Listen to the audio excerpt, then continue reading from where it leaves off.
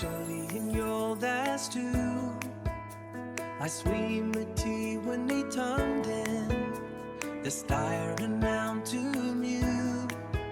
And can learn the pole that sunk he died. Schedule 27 is used to calculate and claim the manufacturing and processing, or M&P, tax credit. This tax credit is designed to encourage businesses that manufacture or process goods by reducing the amount of corporate tax they may have to pay on eligible activities. Think about the journey of a product inside a manufacturing business. It begins with raw materials such as metal, wood, plastic, or other inputs. These materials move through factory machines where employees operate equipment, assemble products, or process materials into something new. Finally, the finished products are packaged and shipped to customers. This entire manufacturing process is what the M&P tax credit is intended to support. Unlike many of the schedules we've discussed earlier, Schedule 27 is not just an information or disclosure schedule. It is used to calculate a tax credit that may reduce the corporation's tax liability, provided the corporation carries on eligible manufacturing or processing activities. The purpose of this credit is to encourage investment in Canadian manufacturing and processing industries. By offering tax relief for qualifying activities, the government supports businesses that produce goods, operate factories, create jobs, and contribute to economic growth. However, not every business qualifies. Simply selling products does not automatically make a corporation eligible. The corporation must actually perform eligible manufacturing or processing activities. Businesses that primarily engage in manufacturing or processing may qualify for the credit, while businesses that only resell products or operate in non-manufacturing industries generally do not. If the corporation meets the eligibility requirements, Schedule 27 is used to calculate the amount of the manufacturing and processing tax credit that can be claimed on the T2 corporate income tax return. The key takeaway is simple. Schedule 27 rewards eligible manufacturing and processing activities by providing a tax credit that may reduce corporate taxes. It encourages businesses to manufacture and process goods in Canada while supporting investment, production, and long-term economic development. One of the most important questions when claiming the manufacturing and processing tax credit is whether the corporation's activities actually qualify. The credit is based on what the business does, not simply on the products it sells. Eligible activities generally involve manufacturing or processing goods. Manufacturing means producing new products from raw materials using machinery, equipment, or industrial processes. Processing involves transforming existing materials or products into something different or preparing them for sale through eligible production activities. For example, a factory that assembles machinery, manufactures furniture, fabricates metal products, or produces consumer goods may qualify. Food processing plants that transform raw agricultural products into packaged food products may also carry on eligible processing activities. Other examples include lumber mills, wood product manufacturers, and industrial facilities that produce finished goods from raw materials. The common feature in all of these businesses is that they create or significantly transform products through a manufacturing or processing operation. Now let's compare that with activities that generally do not qualify. A retail store simply purchases finished products and resells them to customers.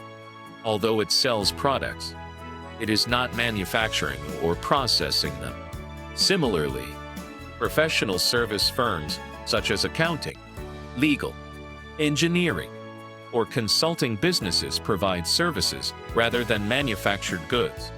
Restaurants prepare food for immediate consumption, and property rental businesses earn rental income rather than manufacturing products.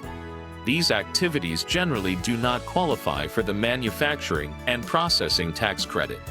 A simple decision process can help. Ask yourself one question.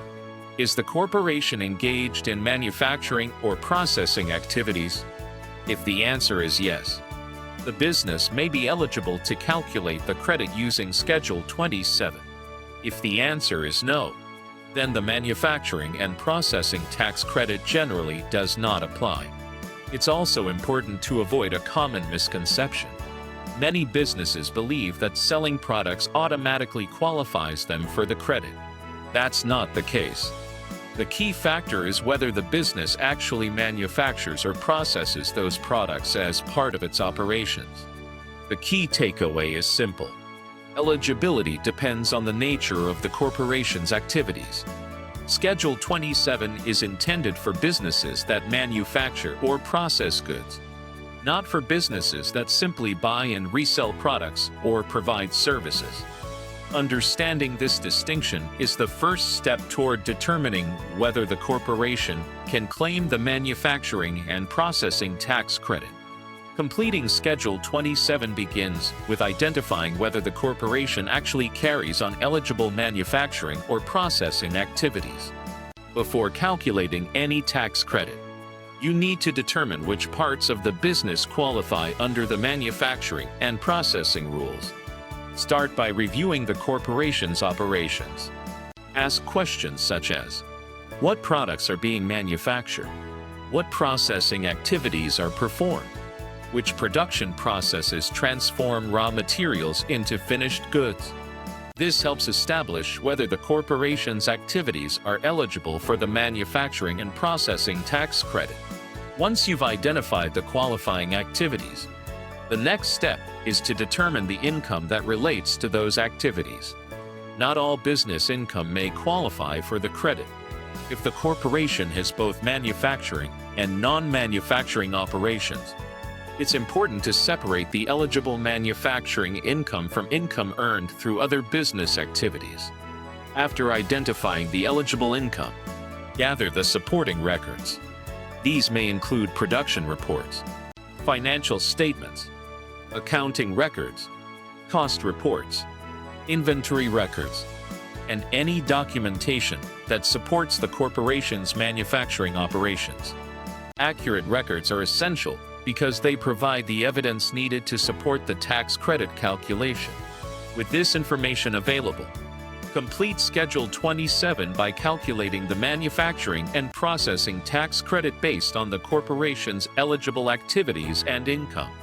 The completed schedule is then included with the corporation's T2 corporate income tax return, so the credit can be claimed.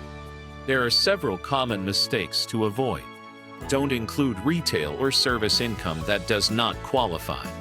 Make sure non-manufacturing activities are excluded from the calculation. Keep complete production and accounting records, and ensure that the eligible income has been calculated accurately. Weak documentation or incorrect calculations can lead to adjustments if the CRA reviews the claim. Before filing the return, complete one final review. Confirm that you've identified all eligible manufacturing activities, determined the correct eligible income, gathered the necessary financial and production records, completed Schedule 27 accurately, and calculated the tax credit correctly. The key takeaway is simple. Claiming the manufacturing and processing tax credit is much easier when the corporation maintains strong production records throughout the year. Good documentation, accurate financial records, and a clear understanding of eligible manufacturing activities help ensure that the corporation receives the tax credit it is entitled to while remaining fully compliant with CRA requirements.